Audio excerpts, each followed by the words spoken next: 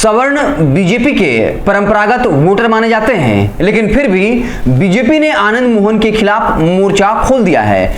आनंद मोहन को लेकर नीतीश कुमार ने एक नियम में ही बदलाव कर दिया और इस वजह से आनंद मोहन अब जेल से हमेशा हमेशा के लिए बाहर आ सकते हैं और इस बात की प्रबल संभावना है कि 2024 के लोकसभा चुनाव के वक्त आनंद मोहन जेल से बाहर रहें और जो चुनावी हलचल है, जो सियासी संग्राम छिड़ा हुआ है, उसमें खुलकर भाषण देते नजर आए और बाकायदा किसी पार्टी के लिए जो है वो प्रचार करते दिखें। लेकिन बीजेपी की जब सवर्ण परंपरागत वोटर रही है, फिर भी बीजेपी ने आनंद मोहन के खिलाफ एक तरह से मोर्चा क्यों खोल दिया है? क्योंकि सुशील मोदी बीजेपी कोटी से राज्यसभा सांसद हैं, कद्दावर नेता है, जो कुछ बयान देते हैं उसकी चर्चा राष्ट्रीय स्तर पर होती है।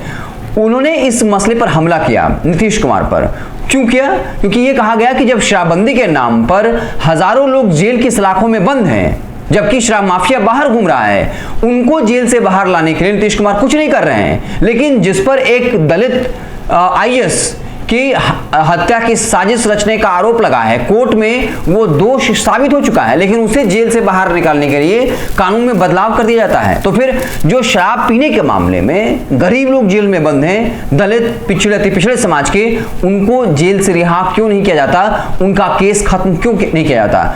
अब बीजेपी इस तरह का रिस्क क्यों ले रही है? क्योंकि आनंद मोहन में कहीं को लेकर कहीं ना कहीं राजपूतों में एक सेंटिमेंट रहता है। तो बीजेपी ये रिस्क इसलिए ले रही है कि उसे पता है कि आनंद मोहन अगर जेल से बाहर आएंगे तो नीतीश कुमार नियम बदला है और अगर वो जेल से बाहर आते हैं तो वो महागठबंधन के लिए फील्डिंग करते हुए दिखेंगे।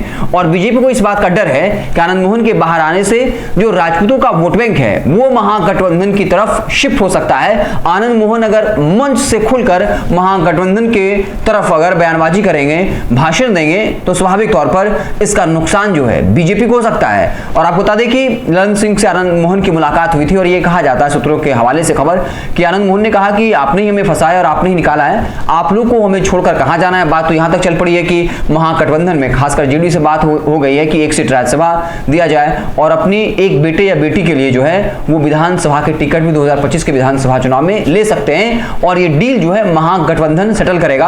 हालांकि आरजेडी में भले चित्रानंद जो है आरजेडी कोटे से विधायक हो, लेकिन जेडीयू से आनंद मोहन की नजदीकियां बढ़ी हैं और वजह भी साफ है क्योंकि आनंद मोहन को जेल से हमेशा हमेशा के लिए बाहर निकालने के लिए नीतीश कुमार ने बाकायदा जो जेल नियमावली है उसके नियमावली में ही परिवर्तन जो है वो कर दिया है। और यही वजह है कि बीजेपी ने जो है इस मसले को लेकर हमला बोला और कहा है कि जब एक बाहुबली जिस पर एक तत्कालीन डीएम की हत्या की साजिश रचने का आरोप लगता है और बाकायदा कोर्ट में ये साबित हो जाता है, लेकिन उसे बाहर निकालने के लिए नीतीश कुमार नियम में बदलाव कर देते हैं, तो फिर शराबबंदी के नाम पर जो गरीब लोग जेल में बंद हैं उन्हें जेल से बाहर क्यों नहीं किया सकता? उनके केस क्यों खत्म नहीं किए जाते? और साथ ही साथ ये सवाल पूछ लिया कि आखिर कितने ही शराब माफियाओं की गिरफ्तारी हुई है। तो आप समझ सकते हैं कि आनंद मोहन के मसले पर बीजेपी का विरोध क्यों हो रहा है। उन्हें इस बात का डर है, संकोच है, या कह लीजिए वो कंफर्म है कि आनंद मोहन अगर जेल से बाहर आ गए तो फिर राजपूतों की वोट बैंक में एक बड़ी सेंधमारी हो सकती है। राजपूत का वोट बैंक जो है वो महागठबंधन की तरफ शिफ्ट हो सकता है और 2024 का लोकसभा चुनाव का मुकाबला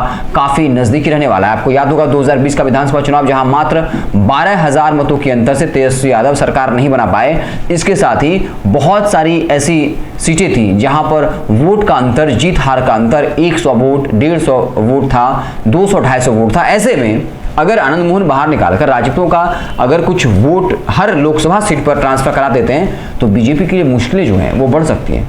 आपको क्या कुछ लगता है? कमेंट बॉक्स में जरूर बताइएगा। बहुत बहुत धन्यवाद। अगर ये वीडियो पसंद आई और वह बिहार के राजनीति और बिहारियत से सरोकार रखेनी तो सब्सक्राइब बटन दबा के चैनल के सब्सक्राइब कर ली। ओजे एगो घंटी बा, ओकरा बटन दबा देला से कुल सटीक और मारक खबर रुआ मुफ्त में मिल जाई।